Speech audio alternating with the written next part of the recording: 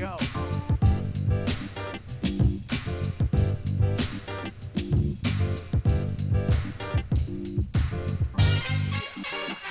Madness is the word of the day for today, Monday, March 22nd, 2021. Madness. Rutgers did it Sunday best. Illinois is finished. They can now rest. Oral's going up downstairs. My bracket in the bottom of the trash. My bracket in the bottom of my trash. Can you imagine? Tournament's over. Badgers lose. Rutgers loses. Baylor's good. I'm done. I was all excited to win. I know that when you did the MPDS bracket, and there's so many of you who did it, which is great, the brackets get busted. They call it a bracket buster when a number one seed loses or whatever. And now it's all automated. I used to walk around with a piece of paper, and I'd put an X when a team would lose. And if I had them winning the next round, I'd have to have another X. I've lost 3 Final Four teams, so I have X's all through the bracket, but I have nothing printed out because it's automatic on the CBS Sports app. It's been exciting, except I'm despondent. And if you don't know what song I just sang, then please listen to the song. Madness, word of the day. But the biggest story of the tournament so far, from my standpoint, from nothing personal standpoint, is what happened day one of the tournament when a video was released by one of the women NCAA players showing the weight room for the women athletes, comparing it to the weight room of the male athletes, showing the swag bag that the female athletes get versus the swag bag. So when you're an athlete, you check into your room in the bubble and you're on a team. If you're in the men's draw, you got this amazing bag. Like when you go to the Oscars or the Grammys or the Tonys, you get this swag bag of really cool stuff, really expensive stuff. Like the Oscar swag bag can be worth like $50,000 sometimes. So the men's swag bag was this glorious bag, and the women's swag bag was stuff that you can basically get at a dollar store. And the weight room was no machines. It was one little tower of dumbbells.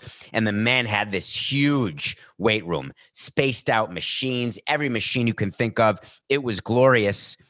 And the women athletes lost their minds. And then it just started. The NCAA had some of the worst press I've ever seen an organization have. Dick's Sporting Goods said, we're ready to donate an entire weight room right now. We'll have it in Indianapolis in 20 minutes. The NCAA was forced to comment on the oversight. They were forced to respond, saying that there was an error in judgment, a lapse in judgment. Then word came out that the COVID testing done for the men was PCR testing, but the COVID testing done for the women was rapid testing with occasional PCR testing. I want to take you inside the NCAA and a discussion that must have taken place. And here's how it goes. Hey, here's the committees getting ready for the NCAA tournament 2021. We've got all these COVID protocols we've got to deal with. So I want to give you our memo of what we're going to do step by step.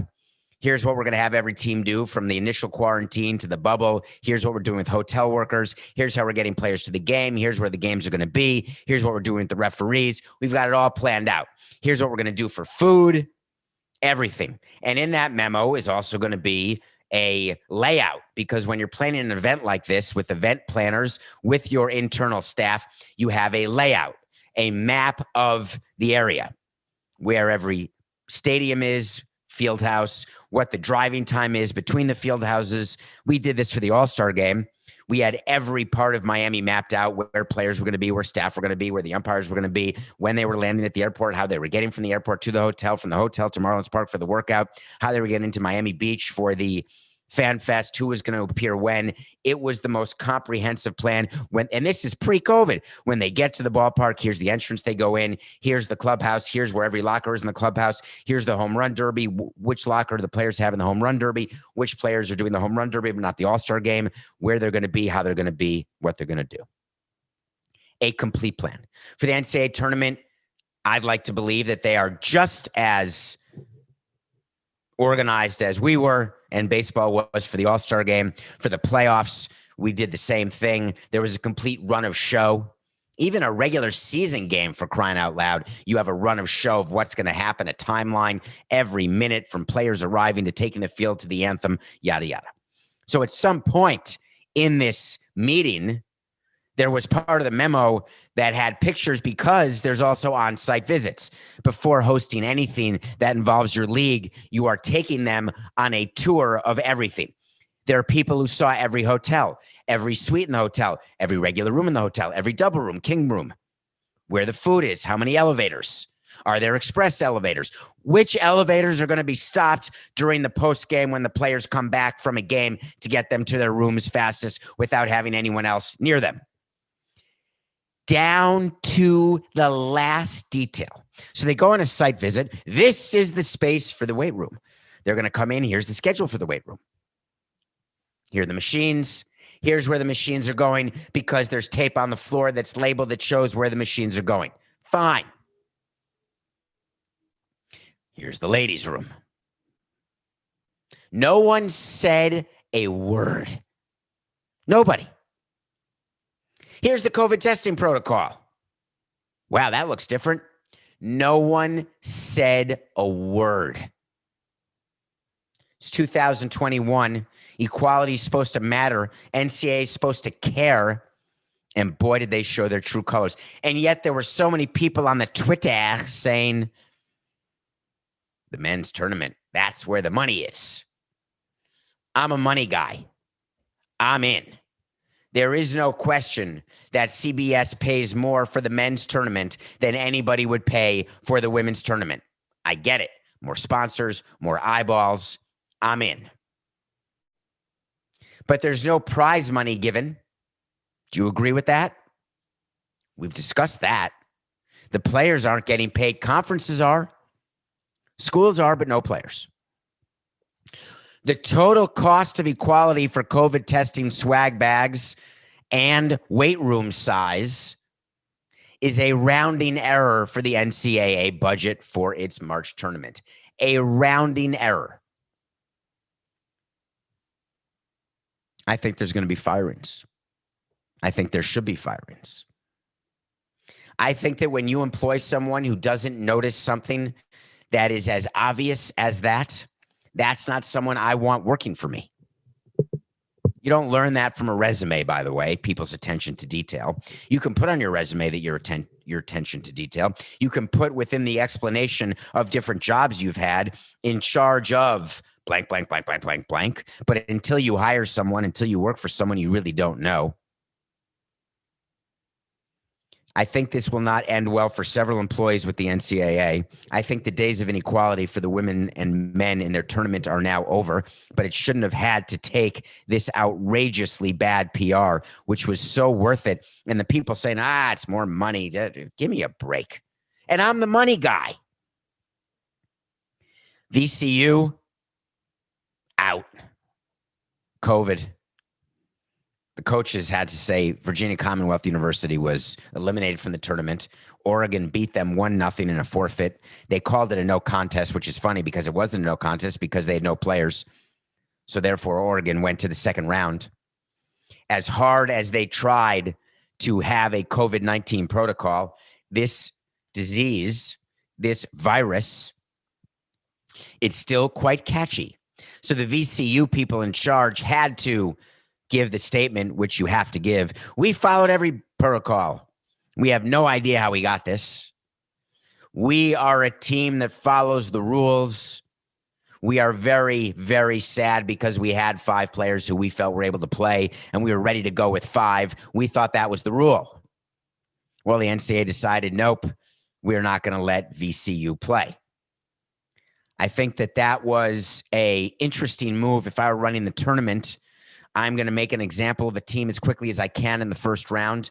The minute I have an opening where there's a positive test anywhere, I'm going to cancel that team because that's my best chance of getting to the end of the tournament without losing stars or losing teams. Because can you imagine a cancellation in the Final Four or the Elite 8?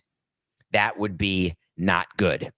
So I think the NCAA was smart in doing what it did in making the decision not to let VCU play because, believe me, there were 62 team meetings following VCU. I may have the number wrong, Coca. Are there 64 teams in the NCAA plus 8 play-ins minus the 4 who win? So it's 64 plus the 4 losers. So it's 68 teams. I may be close, but I may not be. And it's Monday. Coca, I think, is eating peanut butter and banana on a rice cracker, so he doesn't have time to focus on the show. I think when I sang my own song of madness, I think he left. All right, Coca, can you hear me now? Can you hear me now? Anyway, it doesn't matter. I hear me. So, and you hear me. So I think that the NCAA did this on purpose, and it makes perfect sense that they would, because it would let 67 other teams realize, wow, we are going to be very careful. I think that we should have done as I think about it a little bit, I think we should have, in addition to a prize for the best bracket with MPDS, I think we should have done a prize for the worst bracket, because I am in line to finish 470th out of 470. I thought Rutgers and Wisconsin would make the Final Four. I thought Texas would make the Final Four. So I only have one team left in the Final Four. I think Warren Buffett, do you remember, Coco, when Buffett would offer $1 billion for a perfect bracket? I think we should have offered like a huge money amount. When we were with the Marlins, we would offer these interesting rewards for different contests. Like hit a ball in this one spot during the game, and we'll give you $1 million. We did one year where we said we'd pay the mortgage. We'd pay someone's mortgage for a year if they won some contest. I think they did, and we did pay someone's mortgage for a year. We did not insure it. We self-insured that because there's no reason to insure it. You're going to lose when you guarantee you're going to do it. But when you put something in your ballpark that says hit it here for $1 million or for this or that, you can insure it, but we generally would self-insure because it's so expensive to insure that if someone hits it there, we'll buy him the car, or we'll buy him, give him the $1 million. It would make sense because let's say the insurance is $100,000. No one's going to hit it there more than once every 10 years. So it's a tie once every 10 years. We never had to give away $1 million, but I think I would do that. Try to say to someone, hey, next year, Coca, that's what we're going to do for the MPDS CBS brackets. $1 million for the perfect bracket. We could make it 10 million, make it 100 million. Go get insurance for it.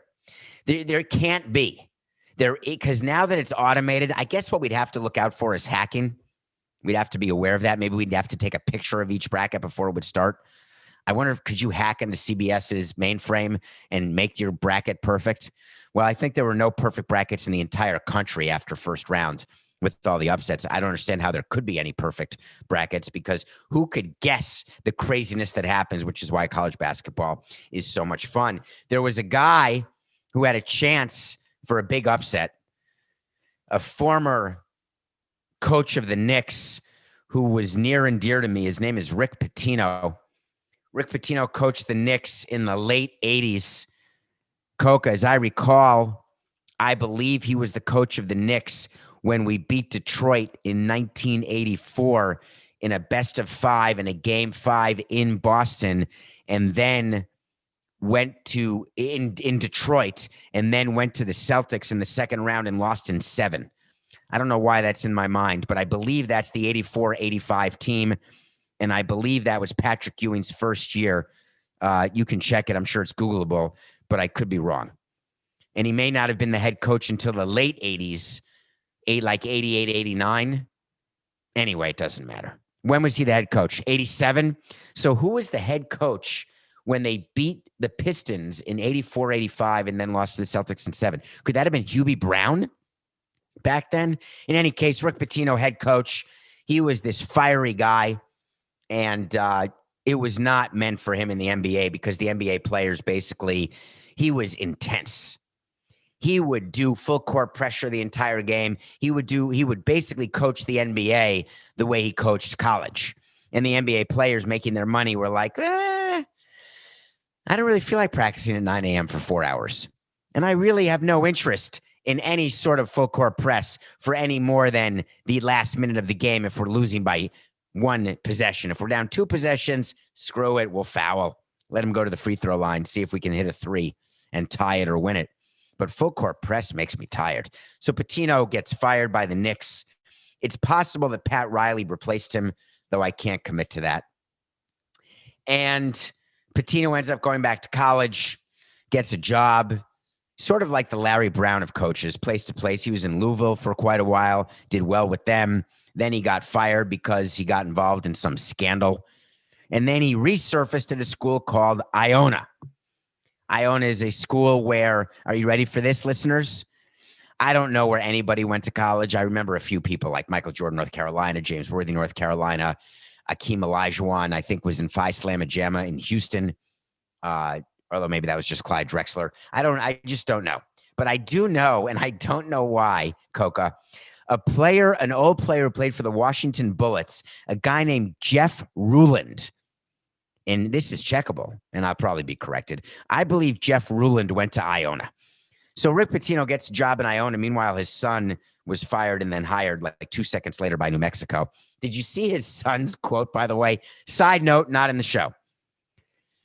Rick Pitino's son was a head coach who got fired and then was hired an hour later by New Mexico and did a press release that said, our family is so excited to be Aztecs. We are so excited to be in the New Mexico community and to move to New Mexico. And it was as though he had been there a lot and couldn't wait. What can you learn about a community in 65 minutes?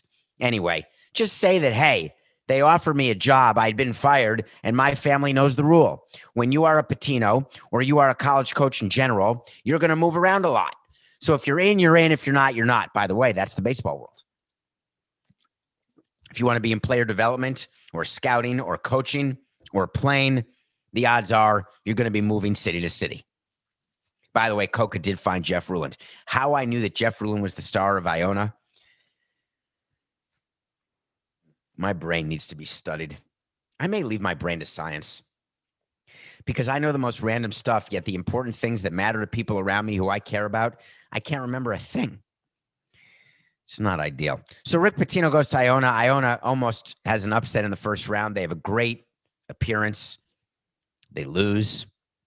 They lost to Bear Bryant in Alabama, who was a 2 seed. So they were a 13 seed or a 14 or a 15. They were a 15 seed. What interests me is after the game, Rick Pitino was asked, hey, listen, you're going to get back to a major college program now. You've taken Iona, and the best that's happened is a 1980 showing with Jeff Ruland, and you've made them relevant again. And Rick Pitino said, quote, I want no part of the so-called big time anymore. It's no longer about me trying to move up any ladders, make more money. I'm in a great place in my life. I can coach 6, 7 more years, God willing, just try to make young men better. Try to make the program reach heights it's never reached. That's all I have planned. It's a great place to be. There's some things that suck about being 68. The great thing about it is being at Iona, being able to teach with nobody bothering you. Just make the players better. Cue it, Coca. Cue the music. Na na na na na na na na na na da da da da da da da da. If Rick Pitino is offered a $20 million 40-year deal to coach at one of the big programs, he'll be gone so fast he'll make the Flash look like Vision. I don't know why Rick had to say that. All right, let's do a bet here, Coca. It's not my way to see for the day. Rick Pitino will not be coaching Iona for 5 years. He just won't. And he's not going to coach it to retire. Actually, let's make it a better wait to see. Add this to the wait to see because we have a different wait to see coming later in the show. The wait to see today, Coca, is that Rick Pitino will coach again, not at Iona. That's the wait to see. He will find another place to coach because his line, oh, God. I don't want the big time. Rick Pitino, you're meant for the big time. Okay. That's it, Rick. Good luck to you. All right. I want to end my talk about the tournament with another thing that happened, and I left it for the end because I'm so angry about it. And I'm so angry. The improvement that we have in our world with technology is on balance way better for society. Technology matters. You have to embrace it. What I don't like about technology is the ability of people to take a stand on a subject they don't know, to make a comment about a subject they don't understand, or to make a threat to a person they've never met for no reason. I told you in my life with the Marlins, I had more than 5 threats, death threats that were investigated. People angry over trades, people angry over financing of stadia, whatever the case may be. I can't tell you how crappy it feels to have that. But you know that you just can't stop your life. You go on and you get security and you do your best. We talked about on last week's show, I don't remember which show, the proliferation of gambling, the fact that all these schools and all these leagues are now in bed with gamblers, which they are. And the gamblers that the league should be worried about are not the people doing brackets, not the people who have a bookie who are betting $20 a game, or not the people who are on William Hill Sportsbook, going to a sportsbook in Vegas and betting $100 a game. There's an entire underworld of gambling where there's a lot more money at stake. And that can lead to a loss of integrity for the sport. That's the macro issue of gambling, which we covered. The micro issue is what happened to E.J. Little. E.J. Little is a player for Ohio State. Ohio State lost in the first round in a major upset in the NCAA tournament. E.J. Little took a screenshot of his DMs on his social media account, and it made me ill.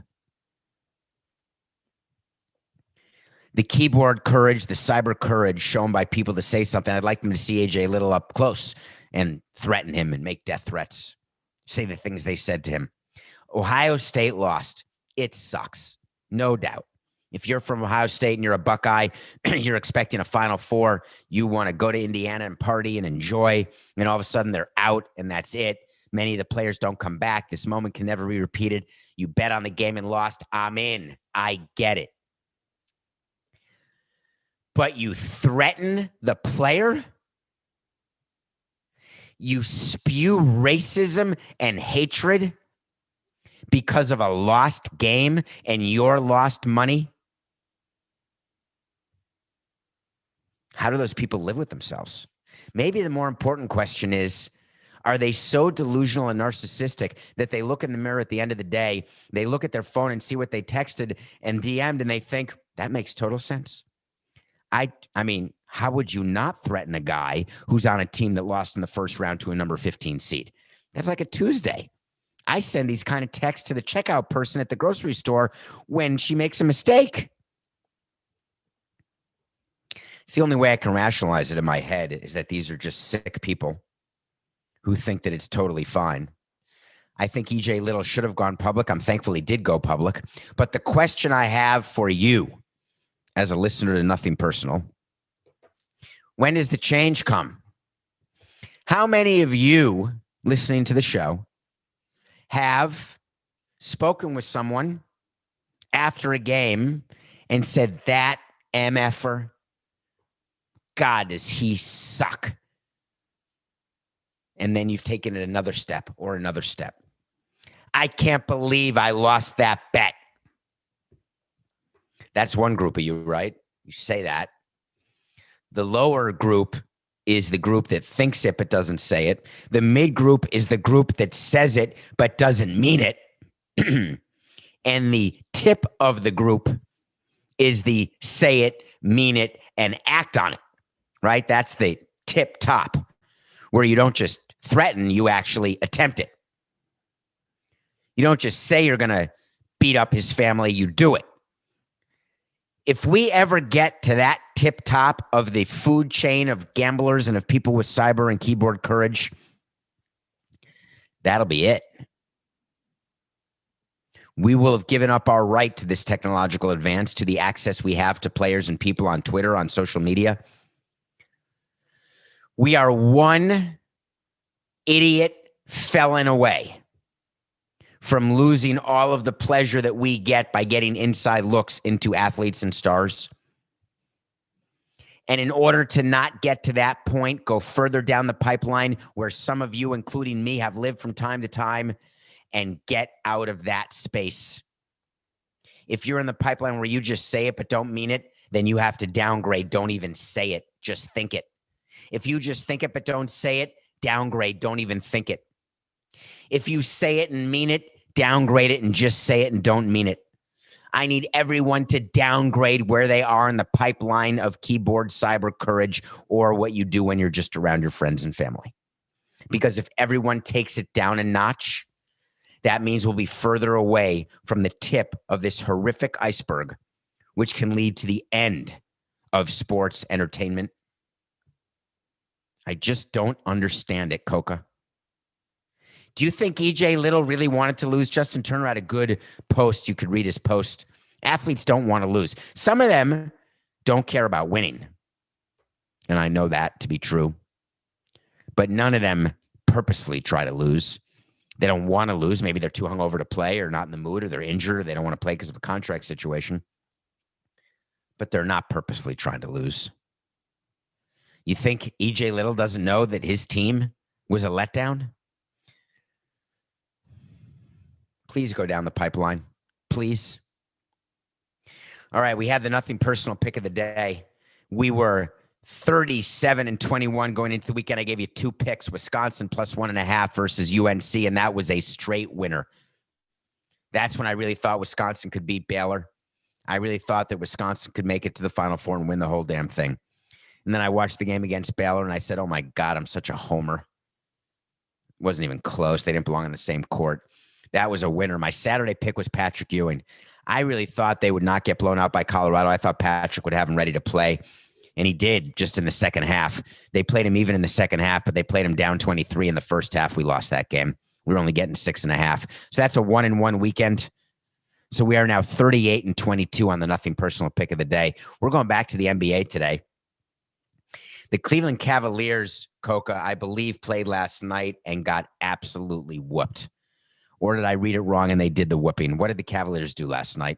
They're playing the second of a back-to-back. They're at home against the Sacramento Kings. And I'm betting against Kevin Johnson, and I am betting for Brad Daugherty, Craig Elo, and Mark Price. I think the Cavs getting 4.5 against the Kings. I'm not sure why that's happening. I mean, I know LeBron is out. So, and the Cavs were able to win last night against the Raptors. And I'm saying that they're going to be able to come back and win 2 in a row because they're learning to play without LeBron. And they're learning to play without Daugherty and Price and Elo. It's too many points, folks. Take the Cavs. Plus 4.5, second game of a back-to-back. All right, when we come back, we're going to review a movie that is awesome, nominated for 2 Academy Awards. We're also going to get into some baseball because I feel like I've got 20 pounds of weight on my back right now, and we're going to get to that. So please come on back to Nothing Personal. Welcome back to Nothing Personal. This is David Samson. Thank you for downloading, subscribing Nothing Personal. Hit subscribe, rate and review on Apple. We're going to do a mailbag bonus episode at the end of the month. Get on Apple, put in your reviews, ask a question within the review, and I'll answer it. Download, subscribe, tell your friends about our show. It's a fun show we got here. I was going to say a fun little show. It's not so little anymore, Coca. We're getting all these new resources from CBS. I got sent this pen. I mean, how great is that? I have a pen and a water bottle. I'm touched. So I watch a movie every day. We review one movie, TV show. There's a movie nominated for Best Foreign Film.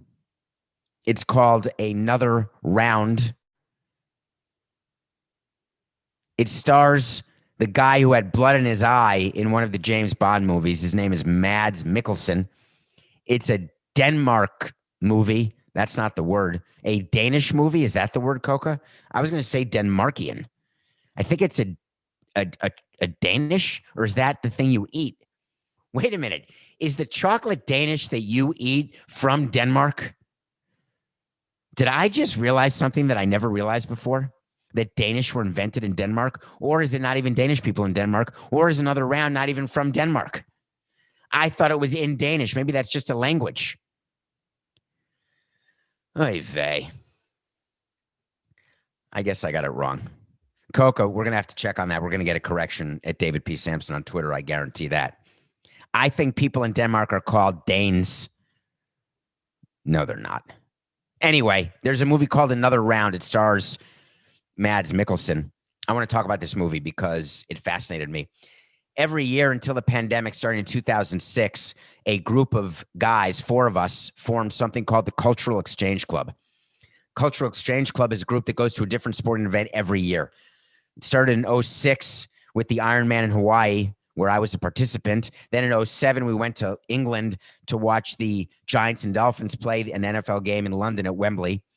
We've gone to the World Sumo Wrestling Championships, to the Polo Championships in Buenos Aires. We do these crazy trips every year. The Macau Grand Prix. We went to Anfield and Liverpool. Last year, we couldn't do anything because of COVID. And it's our one trip a year. And it's 4 of us. We're all very close friends. And it is it's the type of thing where you want cameras off, because it's a weekend of a lot of travel, a lot of partying. Another round is about 4 guys who work together, and they live in Denmark where people drink a lot, and they decide to do a test. They want to drink all during the day and see how that impacts their function, both professionally and socially. Well, wouldn't you know it, they start drinking and they start performing better on and off the field. And then they say, let's drink a little more. Let's drink a little more. The 4 actors playing the 4 friends are phenomenal. I'd only heard of Mads Mikkelsen. The director is nominated for Best Director in the Academy Awards, which I'd never heard of the movie when they named the nominations, when Nick Jonas and his wife did the nominations. I'm just forgetting her name, or I would have said it. I think it's something Chopra Jonas.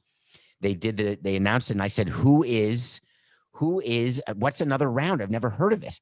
In any case, I watched it, and it's a movie about what happens to these 4 friends who do this experiment, how it ends, what happens to their families, what happens to their friendship, what happens to their job. It's obviously in subtitles, and I barely remember reading the subtitles because I was so engrossed in the characters.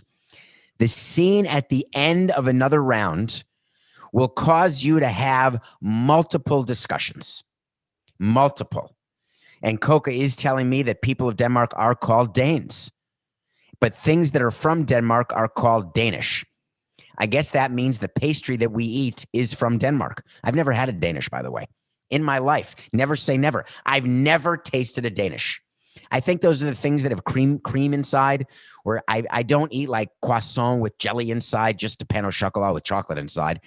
I don't like jelly and stuff. I don't like cake that has jelly in it, or any of the gooey stuff in the middle of a pastry.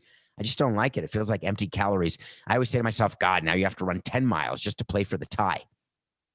I don't know why I just got off on that subject. What were we even talking about? What are we up to here, Coca? Rick Pitino. Were we just talking about Pitino? No, can't be. Another round. We were reviewing another round. So, Best Director. I go into these weird spells for 45 minutes a day. It's very bizarre. Please go see another round. You can rent it. It is worth it. It is worth it. It may be free on Hulu. I don't know where it is. It's either on Hulu or Netflix or Amazon. It's streaming. See it. Wait for the end, please, and let me know what you think of the end of another round. All right, Coca. I feel a weight on my back. How do we get it off? You know what I want? I want to talk to Samson. You know what you want. You want to watch Half Baked. You want to be fully baked when you watch Half Baked. But what you don't want is to be caught with 21 pounds of weed, because you don't need that to get baked. Watch Half Baked and then see that everyone wants to talk to Samson. So you get into my Twitter at David P. Samson, DavidPSamson, and ask a question. And if it's fun, interesting, I'll do it on the show. If it's fun, interesting, but I can't fit it into the show, I'll respond to it. If it's not fun, not interesting, and it doesn't strike my fancy, I may still respond to it. And if it's none of the above, I won't respond at all. So you want to talk to Samson. How does the call go when a minor leaguer gets caught with 21 pounds of meth and 1.5 pounds of oxy pills? Now, that's a winning question. You know very well that that's going to make the show. What am I talking about? Let me give you the backstory because it's too good to be true. Jesus Camargo Corrales is a minor leaguer with the Chicago Cubs. Backstory. When you are a minor league player or a major league player and you come to spring training or you get called up in the middle of the season, you are given, not sold, not to borrow, you are given to keep a team branded duffel bag. It's called an equipment bag. It's a special bag that you put your equipment in. And then when the team travels, you fill your equipment bag, or you have clubhouse guys fill your equipment bag with your equipment, cleats, helmets, balls, no balls, your bats, your gloves, your clothes.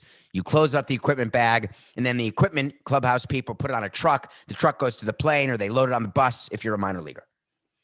So you get a bag, and it's free, and it's cool. And then you keep them every year, and you've got so many bags that you need a separate closet just for all the duffels that you're never going to use and that your kids are going to throw away when you die. So Jesus Camargo Corrales had a Chicago Cubs equipment bag, a duffel bag. He's driving along, swerving in and out in the great state of Colorado. When the sirens go off, he gets pulled over. Hey, what you doing? By the way, can I give you a hint when you're pulled over? Hey, do you know why I pulled you over? Here's what you say. No, you don't have to answer that. Where are you coming from? None of your business. You don't have to answer that. Just say, I don't know. Can I search your car? No. Even if there's nothing in the car and you've done nothing, that's what you're supposed to say. Unfortunately, there's people who don't get that memo, and Jesus Camargo Corrales did not get that memo.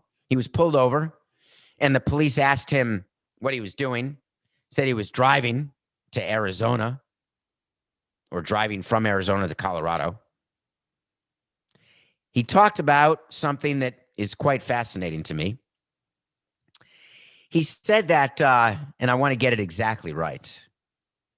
He said that he was going on a drive. They search, and in the duffel bag, they find 21 pounds of meth, like the Walter White type stuff, Breaking Bad, Bryan Cranston, and 1.5 pounds of Oxycontin pills. 21 pounds of meth. Who knows what the street value? Let's just say it's worth 250 grand on the street. It could be worth $1 million. Who knows? But this poor prospect didn't shut up. He ended up talking to the officer. He agreed to be interviewed, and this was his story. He said that he had a friend in Sinaloa, Mexico. Sinaloa, Mexico. Do you know what that is? That's the worst drug cartel, the scariest place in the world amongst them. I don't want to be hyperbolic. I don't need to be. He tells the cop, I'm coming from Sinaloa, and I was paid $500 to deliver a duffel bag to Denver. But I think it's just equipment and shoes and clothing. Really? And then he said, wait, there could be drugs inside. Forget the $1,000 held by a rubber band that was in the trunk. I just don't get it. This player is in trouble. And he's in trouble because he's not educated enough to know what to do when you're stopped. He's in trouble because he wasn't educated enough not to be either a drug mule or a drug dealer, because he's one of the two. Either he's telling the truth and he's being a mule, which is illegal, or he's lying and he's going to deal the 21 pounds of meth. And yet on social media, people were sympathetic to him by saying, listen, minor league players are underpaid. If one more person tweets that at me, I'm going to lose my mind. How many of you feel like you're underpaid in your job? Raise your hand. Does that give you the right to go out and be a criminal and a drug dealer or a felon or to steal or to cheat or to lie? No. Work harder, switch jobs, or revel in the fact that you are where you are and that's where you're going to be. But when you make a decision to enter into a criminal enterprise and break the law, you have foregone all rights of liberty. And stupidity is not an affirmative defense. Neither is ignorance. So here's how the call goes. It's not a great call. It's not a great call. The call goes like this. It's Sinaloa. Sorry, Coca. Sinaloa. Say it one more time. I want to get it right. I don't want to offend anyone. Sinaloa. Never been there.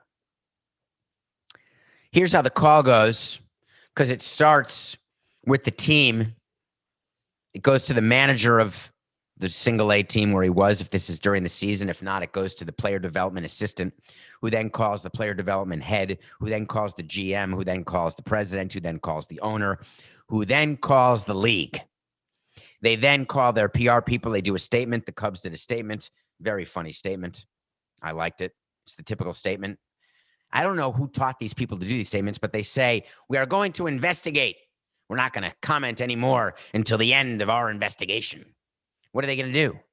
Go to the scene? They're going to look at the car? They're going to measure the meth? They're going to speak to Jesus and say, excuse me, were you muling it or dealing it? Huh? It's just an equipment bag. Can you imagine when the dog smells the equipment bag? We had an issue with the Expos. I just thought of this, Coca.